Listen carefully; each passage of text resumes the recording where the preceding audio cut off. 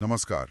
आज हम बात करेंगे याददाश्त को बेहतर बनाने की कला और उसके पीछे के विज्ञान पर। हमारे पास जो स्रोत हैं वो एक बहुत दिलचस्प बात कहते हैं। वो ये नहीं कहते कि ज्यादा पढ़ो, बल्कि ये कि पढ़ने के तरीके को बदलो। सही है। मतलब एक पैसिव काम से बदलकर उसे एक एक्टिव दिमागी कसरत बनाओ। बिल्कुल। और आज हम इसी कसरत के कुछ तरीकों पर बात करेंगे। और ये एक बहुत जरूरी बदलाव है सोच में। हम अक्सर जानकारी को बस दिमाग में डालने पर ध्यान देते हैं, उसे निकालने पर नहीं। हाँ बिल्कुल। और यहीं पर स्रोतों का पहला और सबसे शक्तिशाली आइडिया आता है, एक्टिव रिकॉल। मतलब बस किताब बंद करो और याद करो कि क्या पढ़ा था। बहुत ही सरल लगता है सुनने में। और इसी से जुड़ा एक और तरीका है फाइमन टेक्निक। हाँ, जहां आप किसी टॉपिक को इतना आसान बना देते हैं कि एक बच्चे को भी समझा सकें। सही। तो क्या ये दोनों एक ही चीज को करने के दो अलग अलग तरीके हैं? ये बहुत अच्छा सवाल है। देखिए, ये एक ही सिक्के के दो पहलू जैसे हैं। अच्छा। एक्टिव रिकॉल एक सीधी साधी कसरत है, जैसे जिम में वजन उठाना, ये आपके न्यूरल कनेक्शन को मजबूत करते हैं। ओके। और फेमन टेक्निक उस जानकारी की गहराई को परखती है। जब आप किसी चीज को आसान शब्दों में समझाते हैं तो आपको पता चलता है कि आप असल में कहाँ कमजोर हैं। तो एक तरह से एक आपकी याददाश्त की ताकत बढ़ाता है या दूसरा आपकी समझ की कमियों को दिखाता है। बिल्कुल सही। मतलब ये सिर्फ रटना नहीं है, बल्कि उस जानकारी के साथ जूझना है।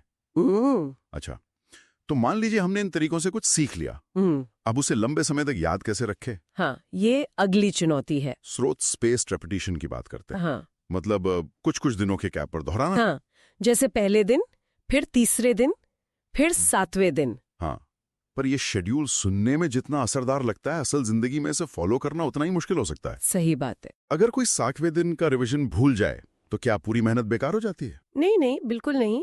ये शेड्यूल एक गाइडलाइन है, कोई सख्त नियम नहीं। अच्छा। इसके पीछे का सिद्धांत समझना जरूरी है।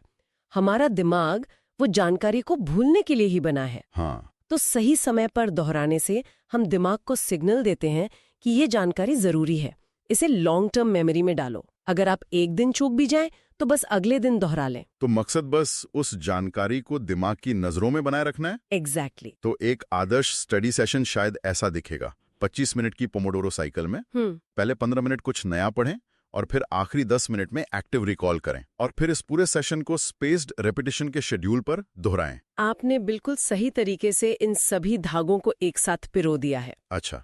पोमोडोरो तकनीक दिमाग को बर्नआउट से बचाती है और उसके अंदर आप एक्टिव रिकॉल जैसी कसरत कर सकते हैं। ये अलग अलग औजारों को मिलाकर एक पूरा सिस्टम बनाने जैसा है। ये सभी तकनीकें, इनमें मेहनत तो लगती है। क्या स्रोतों में कुछ ऐसे ट्रिक्स भी थे जो चीजों को थोड़ा आसान बनाते? हाँ बिल्कुल। मुझे स्कूल के दिन याद आ गए जब हम इंद्रधनुष के रंगों के लिए वीवी और जीओआर याद करते थे। हाँ, उन्हें मिनोनिक्स कहते हैं।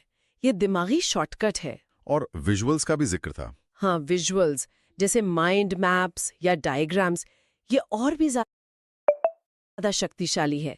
स्रोत बताते हैं कि हमारा दिमाग टेक्स्ट के मुकाबले विजुअल्स को कई गुना तेजी से प्रोसेस करता है। ऐसा क्यों?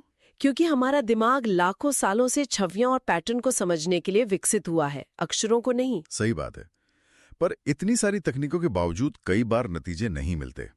क्या हम कुछ बुनियादी चीजें नजरअंदाज कर रहे हैं? और यही सबसे अहम बात है। स्रोत साफ कहते हैं कि ये सारी तकनीकें एक मजबूत नींव पर ही काम कर सकती हैं। और वो नींव क्या है? अच्छी नींद, पानी और एक शांत माहौल, खास तौर पर 6 से 8 घंटे की नींद। नींद।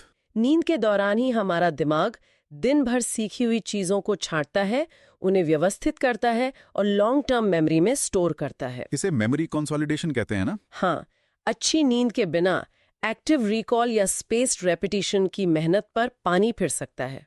तो सार ये है कि याददाश्त कोई जादुई चीज नहीं है। नहीं। ये एक सक्रिय कौशल है जो इस बात पर निर्भर करता है कि हम जानकारी से कैसे जुड़ते हैं, उसे कैसे दोहराते हैं और अपने दिमाग की देखभाल कैसे करते हैं। बिल्कुल। और यहाँ मैं एक सवाल सोचने के लिए छोड़ना चाहूंगी। बताइए। स्रोत इन तकनीकों को अलग अलग समझाते हैं, लेकिन हमने देखा कि असली शक्ति इन्हें मिलाने में है। हाँ। तो सोचने वाली बात यह है कि हर व्यक्ति के लिए इन तकनीकों का सही मिश्रण क्या हो सकता है। क्या कोई क्रिएटिव इंसान विजुअल्स पर ज्यादा ध्यान दे, जबकि कोई तार्किक व्यक्ति फाइमन टेक्निक पर? मतलब अपने सीखने की शैली के हिसाब से इन औजारों का एक पर्सनल टूल किट तैयार करना। बिल्कुल, वो पर्सनल टूल किट क्या होगा?